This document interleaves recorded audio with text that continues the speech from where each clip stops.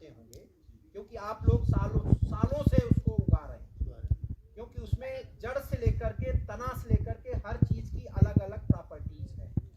लेकिन हमारे भारत देश की, हमारे सरकार की ये मंशा है कि उसकी नशा वाली जो प्रवृत्ति है, एज ए वैज्ञानिक देखा जाए कि उसमें नशा के लिए वो चीज नहीं बनाई गई, लेकिन हमने क्या किया, उसको दवा के रूप में न प्रयोग करके हम उसको नशा के रूप में करने लग गए।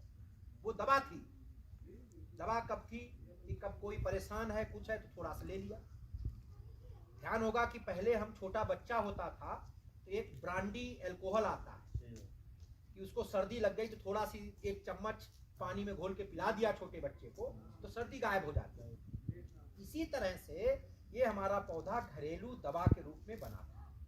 लेकिन क्या हुआ कि आमदनी के स्रोत नहीं, आपकी भी गलती नहीं, आपने उसको दवा को ड्रग में बदल दिया, नशा में बदल करके व्यापार करने लगा।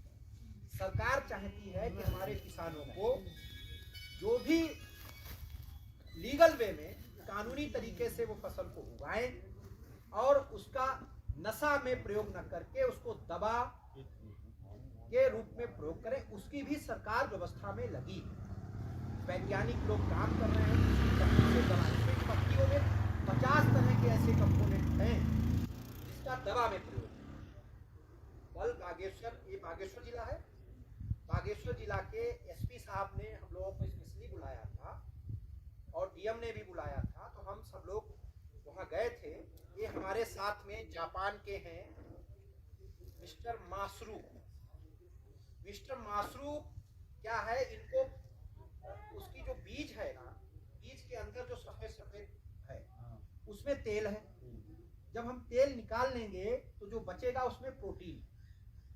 मासरू प्रोटीन के लिए हमारे पास आए कि हम प्रोटीन वो खरीदें, तो इसलिए मैंने डीएम साहब और एसपी साहब से कल मासरू का भी वहाँ पे इंट्रोडक्शन कराया कि देखिए हमारे, और ये जो चाहते हैं वो हिमालय से ही परचेज करना चाहते हैं। जैसा कि मैंने सुना, मुझे नहीं पता है, मुझे जो जानकारी है, आपके गांव-गांव गया हूँ तो मुझे जानकारी ये मिली कि आप कोई भी यहाँ पे खाद नहीं यूज करते, कोई भी केमिकल यूज नहीं करते हैं फसल में, आप अपनी खाद स्वयं बनाते हैं। ठीक है, तो आगे चल के हम उस खाद का प्रोसीजर भी समझेंगे, उसको भी हेम्प फाउंडेशन की वेबसाइट पे अपलोड करेंगे कि देखिए यहाँ की महिलाएं कितनी उद्यमी हैं, किस तरह से मेहनत करके। मैं रास्ते में आ रहा था, कुछ महिलाएं अपनी पीठ पर लाद के बहुत सारा ढेर ला रही थी, तो पता चला कि वो खाद के लिए, कि उसको आप जानवर के नीचे बिछा देंगे, फिर उसकी खाद बनाएंगे, फिर उसका प्रयोग करेंगे। ये आपकी सबसे बड़ी एक देखा जाए कि पूंजी है कि आप अपने यहाँ खाद भी बनाते हैं, ठीक है, और उसको यूज करते हैं, उससे शुद्ध हमारा उत्पाद बनता है। I am saying mister Masaru, they are preparing own fertilizer, organic fertilizer. Even we can say this is not organic, this is natural fertilizer. They are collecting the leaves of the whole plants and making the natural fertilizers. They are, after that natural fertilizers, they are growing the crops.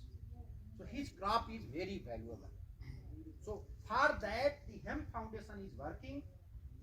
We required to pay minimum his value, his efforts, what they are doing. या nice to meet you. हम लोग describe कर देंगे हिंदी। मेरा नाम मसारो है and मैं जापानी है and I was speaking in everything in English and I'm sorry for that. And I would like to start a business for dealing with hemp protein, but hemp protein is very beneficial for people's health in Japan. Round कर लो। Okay. And by taking the hemp protein, the people सुनते रहो, थोड़ा सबकी आ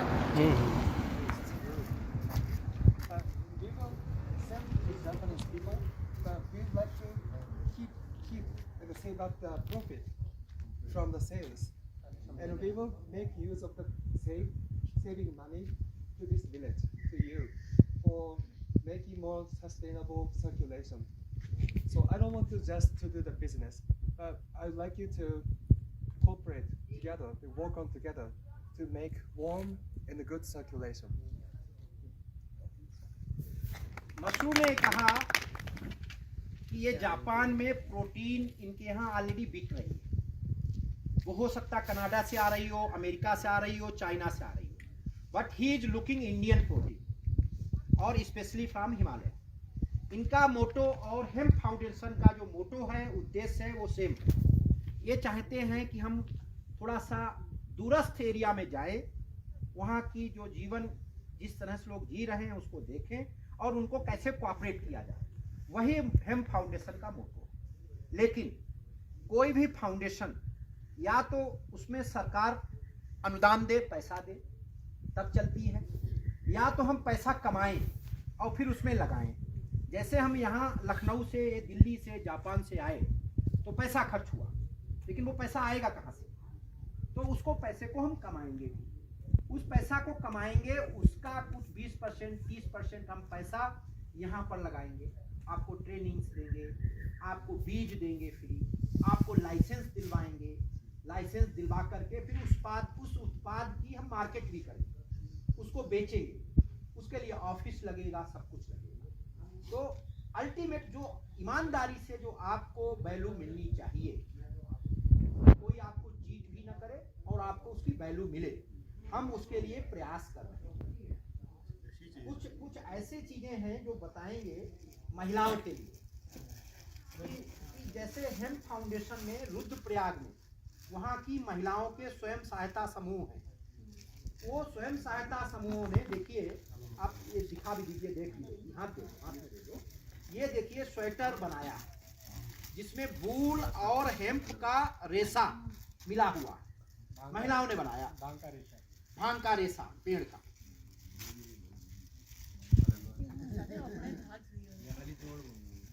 आप समझिए, अब ये क्या है? ये फैशन है, जिस तरह से बनाया गया ये फैशन है। इस तरह की चीजें विदेशों में बेचेंगे, वहां से पैसा खराब होगा। इसी तरह से जब कोविड, आप देखिए अभी जब कोरोना आया तो हम लोग ऑलरेडी भांग के रेशे पे काम कर रहे थे। कोरोना आया, भांग के मास्क हमने बना दिए बीच में, इसी बीच, लेकिन हमें रेशा यहाँ से मिल नहीं पाया कि क्योंकि यहाँ पे क्राफ्ट लीगल हो नहीं रही है, हम कहाँ से लें? तो हमने थोड़ा बहुत रेशा इधर उधर से इकट्ठा किया था, जो किसान लोगों ने अपने घरों में यूज करने के लिए रखा था। वो 400-500 किलो मैंने रेशा इकट्ठा किया।